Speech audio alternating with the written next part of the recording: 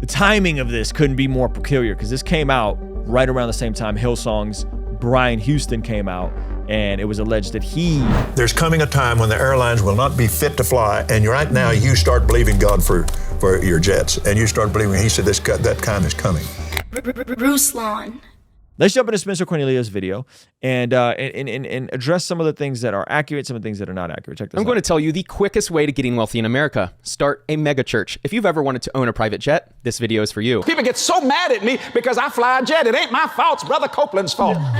This video isn't just about private jets, it's a deep look into the best business model in the world. This is Joel Osteen, megachurch pastor in Houston, Texas, who has a reported net worth in excess of $100 million. This is Kenneth Copeland, megachurch pastor in Fort Worth, Texas, who likely has a net worth in the multiple 8 figures. This is Jesse Duplantis, megachurch pastor in New Orleans, Louisiana, who likely has a net worth in the multiple 8 figures as well. They all fly private, they are all pastors of megachurches, and they all understand one secret in America. The easiest way to get rich is to do what I'll tell you in this video. The timing of this couldn't be more peculiar because this came out right around the same time Hillsong's Brian Houston came out, and it was alleged that he was spending crazy amounts of church money on private flights. Okay, and so we covered that, and I explained why this stuff is important to talk about, because when the world looks at it, then it gets deduced to a business plan, right? It gets deduced to a business plan, and the truth is that it's a bit more complicated than when you get into the definitions of what and how these things come to be. We're looking to the outliers, and we're not looking to the average pastor who's pastoring, even if they have a church of 2,000 members, okay? That the average pastor of a church of 2,000 members, which is he'll define is a megachurch, does not fly private. They do not fly private. They don't live a $1 million lifestyle, okay? So let's keep going. The term megachurch generally refers to any Protestant Christian congregations with a sustained average weekly attendance of 2,000 persons or more in its worship services, counting all adults and children at all its worship locations. I don't know if you guys know that, but you guys know that that's the actual definition of a megachurch. If you have 2,000 people attending weekly with children included, that is technically a megachurch. Okay, now that's still a very, very small percentage of churches, but I do think it's important to provide context. Now, is Spencer being hyperbolic? Is he being facetious with this as this is the most direct path to get a jet? I don't know. I can't speak to his intent. I can't speak to him as a communicator. But to say that pastoring a church of 2,000 instantly makes you a multi-millionaire, I think is a bit incomplete of a picture, because I know a lot of pastors that pastor churches of 2,000 and they do not fly private, and they do not drive luxury cars, and they do not live crazy lifestyles like these preachers that are outliers that he's going to outline, that also preach a very specific type of doctrine that we're going to get Churches have exploded in popularity in the last few decades, with the most notable being Joel Osteen's Lakewood Church. His sermons grew to the point of needing to buy the old Houston Rockets arena in order to satisfy the reported 45,000 people in attendance every week. America's largest church celebrated its move into the former arena for the Houston Rockets with a capacity crowd of 16,000, an upbeat sermon from its televangelist pastor, and a spirited welcome from the governor of Texas. This man had the governor of Texas pull up. Wow. To talk to you today about who's in your ear. So important who we're taking advice from. We're listening to their counsel, following their suggestions, doing what they say. Joel is one of the more popular pastors in what is referred to as the prosperity gospel. Spencer, I would hope, would understand that the prosperity gospel is a sub-niche within a sub-niche. Like you got Christianity, then you got Protestants, then you have kind of what came out of the Pentecostal Azusa Street revival, and then within that, you have the prosperity gospel, which was actually intended to be more of a revival service that comes around, and then it blew up, and then people started watching prosperity preachers, and then these prosperity preachers started having their own churches. Many would argue that the prosperity movement wasn't even intended to be a local church movement. It was more like they come around, they speak. We're talking about 70s and 80s. And so you're talking about a sub-niche within a sub-niche within a sub-niche, right? And that in my opinion, if you were to poll the vast majority of Christians in America, or even Protestants, I don't know if they all have a favorable view of Joel Osteen, Kenneth Copeland, and these guys, right? I think most folks, if we're talking about the largest evangelical denominations, we're talking about Southern Baptists, right? We're talking about so on and so forth. I don't know if they're like, yay, like Joel Osteen, right? So you're taking outliers and then you're using them to define, I'm not saying he's doing that, but it can be viewed as he's taking outliers, using them to define the majority of a community. The thesis is that the more you give to the Lord, the more you will receive. When you can see it, it doesn't take much faith. The test comes when you can't see any sign of what you're believing for. What is the demand for the product or service prosperity gospel preachers are selling? infinite. Who wouldn't want to hand money to someone and receive exponentially more in return? Now, before I worked for the Lord, I made more money than you could shake a stick at. But you see, I thought it was right to be poor. I thought, well, you just got to be poor. I was willing to be poor because I was raised poor. What these preachers do exceptionally well is get the audience hooked on their message. But there's something God has put in your DNA where you can believe when every circumstance says it's not going to happen. Prosperity gospel preachers are essentially self-help audiobooks in live format. When you That's funny. can see it, it doesn't take much faith. The test comes when you can't see any sign of what you're believing for. This amazing business model never even has to prove the product or service exists or works. It's all based on faith. And the preacher can show that they've been blessed with private jets, so of course the system works. I see that God came to, Jesus died that we might live an abundant life and to be a blessing to others. It's the abundance that the preachers have that leads to their congregation wanting the same thing. Buy the books, attend the services, bow your head and pray, and make sure to contribute a portion of your income. And I'm debt-free. I've been debt-free so long, I don't know what debt is at all. Everything I buy is cash. I understand? I just pay for it. I don't care what it costs. It don't make no difference. Why? Because I received the laws of prosperity in my life from Kenneth and Gloria Copeland. This man got under the laws of prosperity but never received it and died. If you hand I'm curious. I really feel like some of these guys believe this stuff they're saying. They're self-deceived. I don't know how many of them actually, like when you're selling hope and the hope that someone will become rich by listening to you, I don't know if that's an actual business model. Spencer's saying it is, but I think these guys actually believe the stuff they're saying. Like they're so deceived that they believe the stuff they're saying, right? That's even a scarier place to be. over your money to the pastor, and the mysterious man in the sky will know you did, and you will receive enough prosperity in your life to make the donation worth it. And everything God tells you to do, I'll just give you an idea. Just this year, I'm believing for $78 million over and above my normal operating budget of Jesse the Plans Ministry, which is millions a month. $78 million. That don't more bother God and the man in the moon. He's the one to come up with that figure. This business is expected to generate more than $78 million a year on top of the operating budget. That money doesn't go to anyone in need. The expenses of the business have already been spent, so it's all profit to the CEO. The blessing connector, say blessing connector. So you got a tithe, praise God. And then it goes on down. Let me just cover this one for you. The CEOs of this business model run events disguised as being free, but then they are adamant that in order to receive the blessings from the mysterious man in the sky, you will need to tithe because it's the blessing connector. But the best decision they ever made was to tithe consistently. My dad's dad taught him to tithe, and they made the decision to tithe. Gosh. He's so forceful with the way he talks about this stuff. It's a portion, 10% of your income given as an offering to your local church. Fun fact, the word tithe literally means tenth in Hebrew. This business is so amazing because the cost of the product or service is relative to the income of the customers. Some customers may only be able to pay a few $100s per year, but some may be able to pay multiple hundreds of thousands of dollars per year for the same service. That's a crazy business point that he pointed out, that when someone's tithing, you're getting folks who are giving a percentage that's based on their income. And so the same service or quote unquote product, which I don't believe the gospel is a product, are coming in whether or not someone's making, if they're making $1 million, they're giving more for the same product as someone that's making $10,000 a year living at the poverty line, right? That's a really interesting thing that he points out when you reduce church and this sort of thing to a product. Airlines. I had the Lord say to me one time, he said, there's coming a time when the airlines will not be fit to fly, and right now you start believing God for your jets, and you start believing, he said, that time is coming. This is a sickness of the highest order. You're probably wondering why people donate to this business if the CEO isn't utilizing their donations to help uplift the community or show prosperity to others. What you're missing is that the audience is trained to see that the CEO reaping the massive rewards is proof that the prosperity gospel works. When the CEO buys a jet, it's proof that giving money to this business works. If the CEO can have a jet, you may be able to as well someday. Now, to be fair, I don't know how many people listen to these guys believing that they can have a jet one day. But maybe they do. Maybe they do. Millions of dollars to the day Jesus comes or the rapture of the church. It's going to happen. There ain't no other choice. It's going to be. And it is. I don't mean that pridefully. Why? Because I got under a ministry and received what they said and hearing it instead of just heard it. This business model is so powerful because it doesn't need to run any paid advertising to acquire new customers. They all attend via word of mouth. He said, look up. And I looked up and I saw this jet and he said, I'm going to give you a plane. And I thought, you know what I thought? I can't even fill up a Toyota. How am I going to get a plane?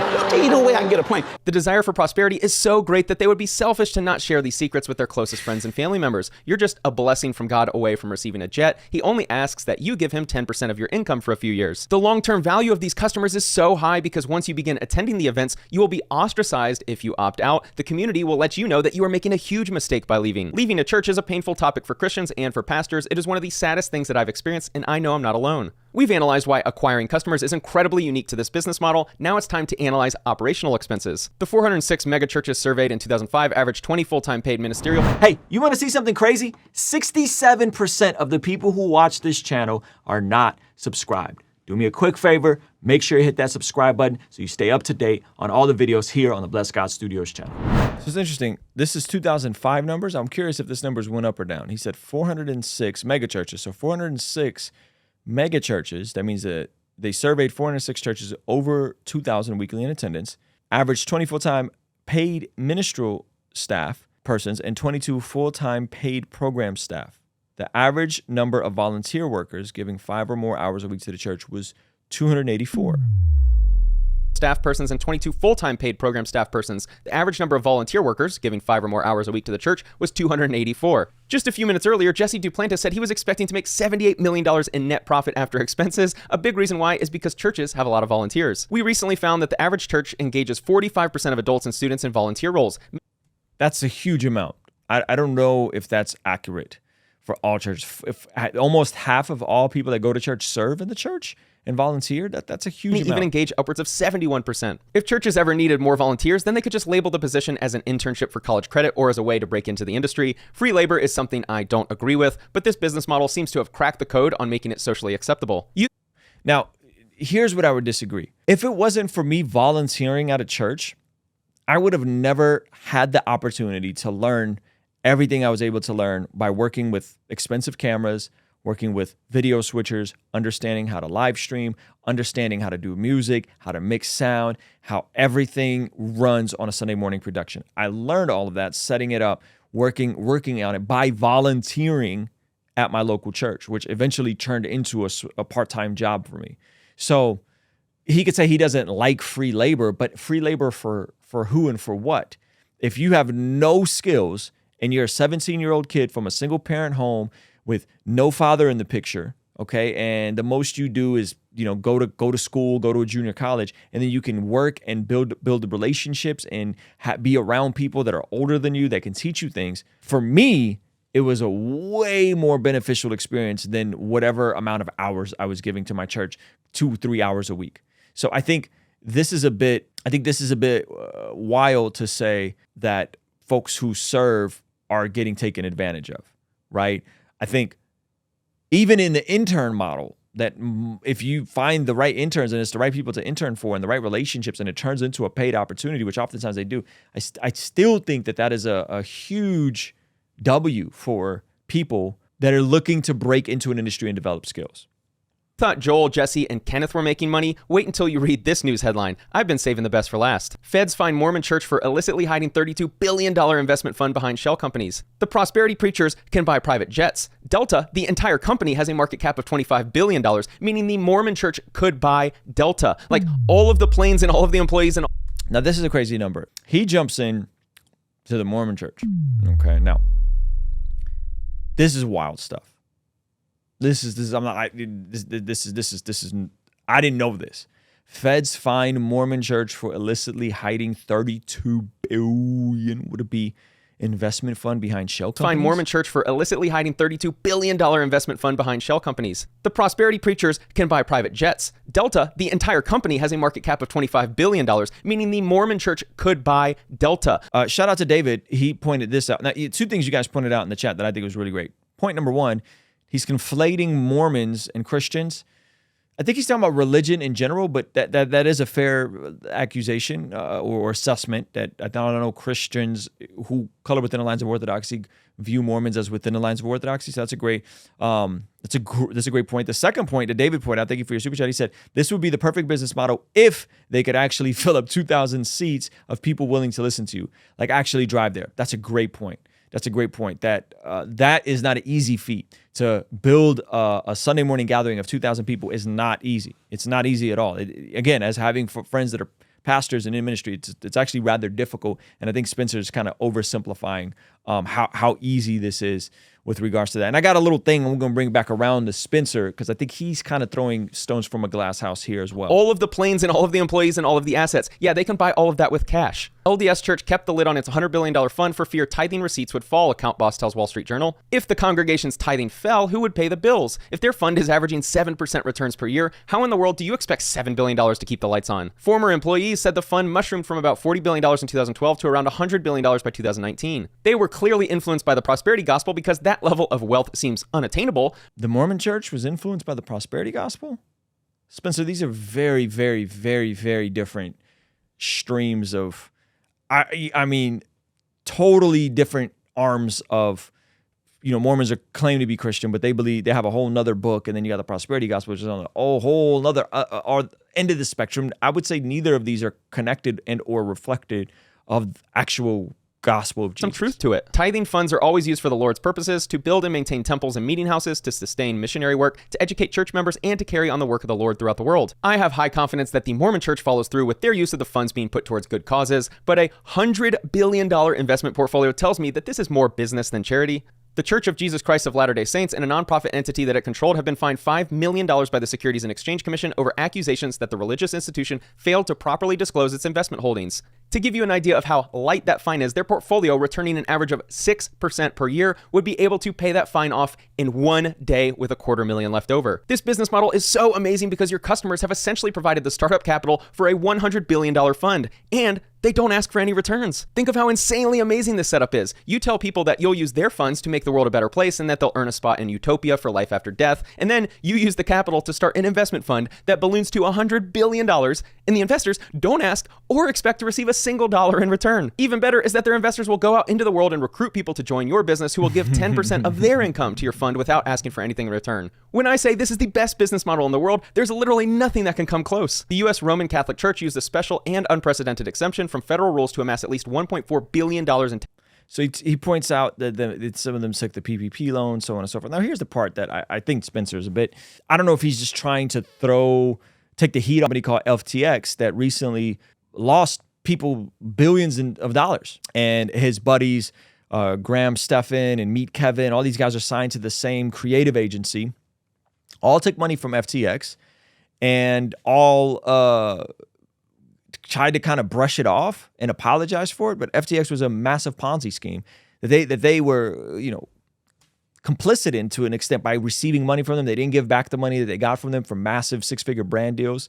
And so Spencer's kind of, talking about mega churches like, yeah, they're trash, right? But you're also conflating it as if it's something that's super common. It's not. We're going to talk about secretly the best business model in the world. It could be exposing scammers on YouTube and then receiving brand deals from scammers like FTX. That's not a bad business model either. So I would just at the very least tread lightly with how you're generalizing these things, because you're not necessarily standing in a position where, one, you're very educated on what you're talking about all the way, because you're conflating the Mormons with the prosperity gospel. And then two, you're also talking about a wide spectrum, right? People lost everything with FTX, and a lot of them trust Graham Stephan and Meet Kevin for co-signing them. And there's literally, CoffeeZilla covered this. There's literally people that went on to self-delete themselves because they had the rug pulled underneath them, and it was a massive Ponzi scheme. If you guys want to hear more about that, you guys can go watch CoffeeZilla's interview with Joe Rogan that just came out. Well, everybody was in on it. They gave money to everybody, and Major League Baseball, and what about, right? And it was like, bro, that's not the same as being a finance gurus and receiving money from a Ponzi scheme. That's not the same. Hey, this clip is from our daily after party stream. If you enjoyed it, consider signing up for our Patreon community for only $5 a month, where you get access to the replays of our daily after party streams, as well as the uncut extended versions of our podcast, Discord access that's private, and a discount code for our merch store, only $5 a month. And ultimately, it's the best way to help us contextualize the gospel of Jesus using media, podcasting, and of course, YouTube. The link for that is in the description or in the pinned comment. The perks are amazing. You should get on there. It's only $5 a month. I'll see you over there, all right? Peace.